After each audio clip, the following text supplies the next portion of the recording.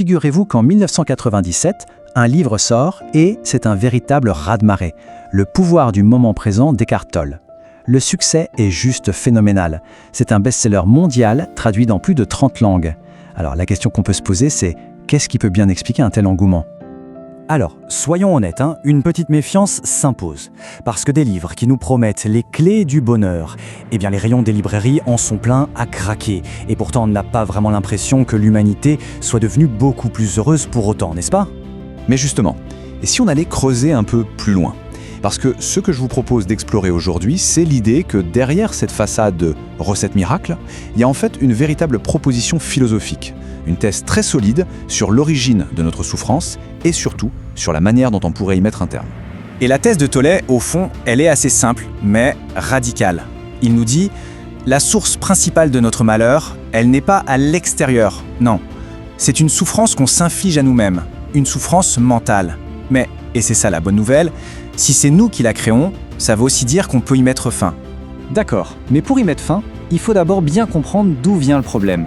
Il faut poser un diagnostic. Et pour Tolle, ce diagnostic est clair. La source, c'est ce qu'il appelle la tyrannie de notre propre mental. La pensée compulsive. Qu'est-ce que c'est que ça ? Eh bien, c'est ce petit vélo dans la tête qui n'arrête jamais de tourner. C'est ce besoin constant de penser à des choses qui n'ont rien à voir avec ce qu'on fait. Vous voyez le genre ? On est en voiture et hop, on pense au boulot. On prend son petit déjeuner et on est déjà en train de faire la liste des tâches de la journée. Le mental, il n'est jamais vraiment là. Il est ailleurs et il fait un bruit incessant. Et attention, il y a un point crucial à bien comprendre. Tolle ne dit absolument pas que penser c'est mal. Au contraire, la pensée c'est un outil formidable quand on s'en sert pour résoudre des problèmes concrets. Le vrai problème, c'est quand la pensée devient une sorte d'addiction. Quand on pense juste pour penser, sans but précis, et qu'on se retrouve complètement déconnecté de la réalité. Et cette citation de Tolle, elle résume tout. L'outil a pris possession de vous. C'est puissant, non ? Ça veut dire qu'on n'est plus le maître de nos pensées. On en est devenu l'esclave. Cette incapacité à juste s'arrêter de penser est une véritable affliction. On est devenu prisonnier de notre propre mental.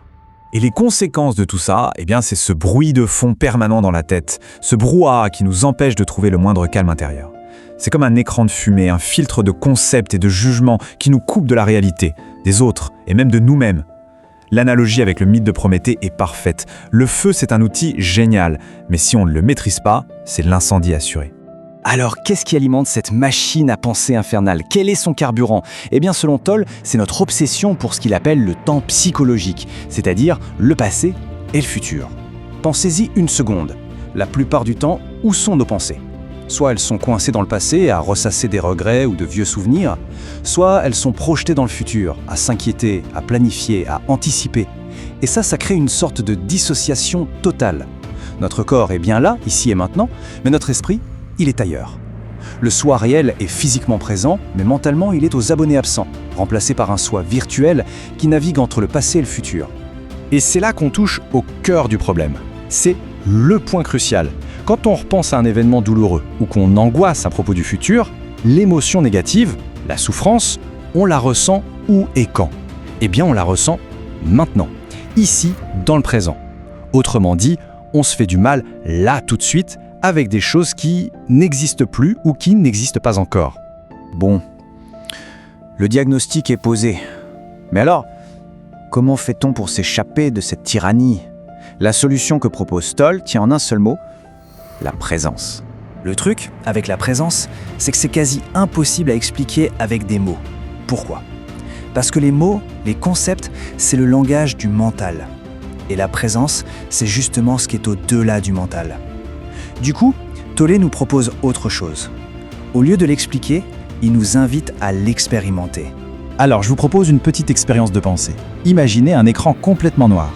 Et sur cet écran, un petit point blanc apparaît. Il se met à bouger de façon aléatoire. Votre seule mission, c'est de concentrer toute votre attention sur ce point. Suivez-le, ne le quittez pas des yeux une seule seconde. Restez juste avec lui, suivez ses mouvements. Voilà. Et hop, le point disparaît. L'expérience est finie. Maintenant, j'ai une question très importante.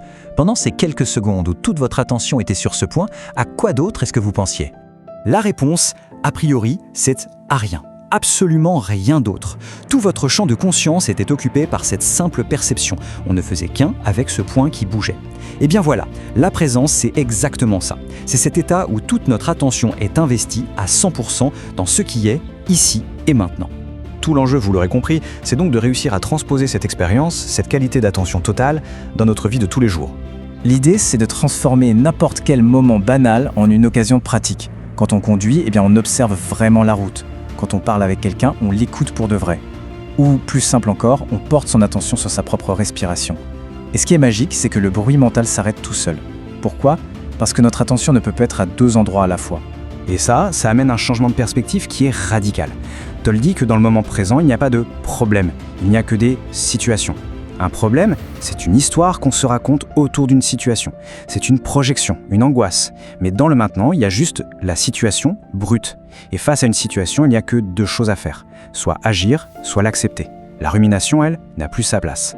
Et cette pratique, si on la pousse un peu plus loin, nous amène à une question encore plus profonde, plus fondamentale même. Mais au fond, qui sommes-nous vraiment ? La plupart du temps, si on nous demande qui on est, on répond avec notre histoire. On se voit comme une accumulation de souvenirs, d'expériences, de réussites, d'échecs, notre CV personnel en quelque sorte. Et c'est de ça que se nourrit ce que Toll appelle l'ego. Il a besoin de se passer pour exister, et il se projette dans le futur pour survivre.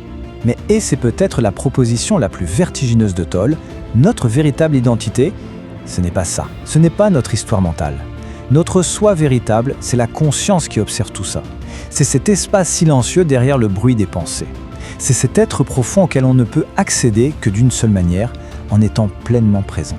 Alors voilà, pour terminer, je vous laisse avec la question ultime que pose Eckhart Tolle. Une question à se poser non pas pour y répondre avec la tête, mais pour la ressentir. La question est simple. Quel problème avez-vous, là, maintenant, dans cet instant précis ? Si une réponse fuse, c'est sûrement le mental qui a repris le dessus.